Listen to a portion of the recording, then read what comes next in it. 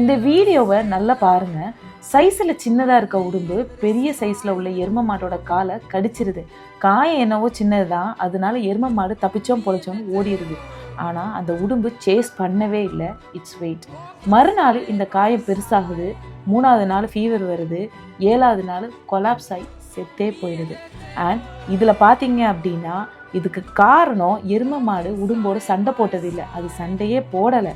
அது அடுத்த விஷயம்னாலும் அதோட பாய்சனை இது அலோ பண்ணது தான் காரணம். இதில் கொஞ்சம் சயின்ஸ் அப்ளை பண்ணி பார்க்கலாமா?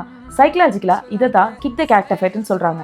உங்கள் லைஃப்பில் டாக்ஸிக் பர்சன் வந்தாங்கன்னா அவங்க உங்களை டெஸ்ட்ராய் பண்ணவும் மாட்டாங்க, பண்ணவும் முடியாது. பட் அதுக்கு பதிலாக டிஸ்ரெஸ்பெக்ட்ஃபுல் வேர்ட், அதாவது உன்னால் முடியாது, இது சான்ஸே இல்லை, உன்னால் எதுவுமே செய்ய முடியாது, அந்த மாதிரி சின்ன சின்ன வேர்ட்ஸ், அட்லீஸ்ட் டிஸ்ரெஸ்பெக்ட்ஃபுல்லான ஒரு ஸ்மைல், சர்க்காஸ்டிக் ஸ்மைல் கொடுத்துட்டு போய்கிட்டே இருப்பாங்க. ஆனால் அவங்க பாய்சனை நம்ம மேலே திணிச்சிட்டு they will sleep good.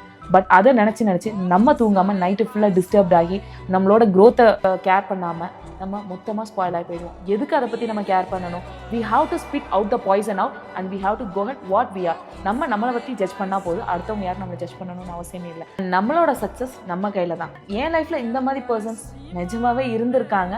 And உங்களோட லைஃப்பில் இருந்திருக்காங்க அப்படின்னா எனக்கு மறக்காமல் கமெண்ட் பண்ணுங்க.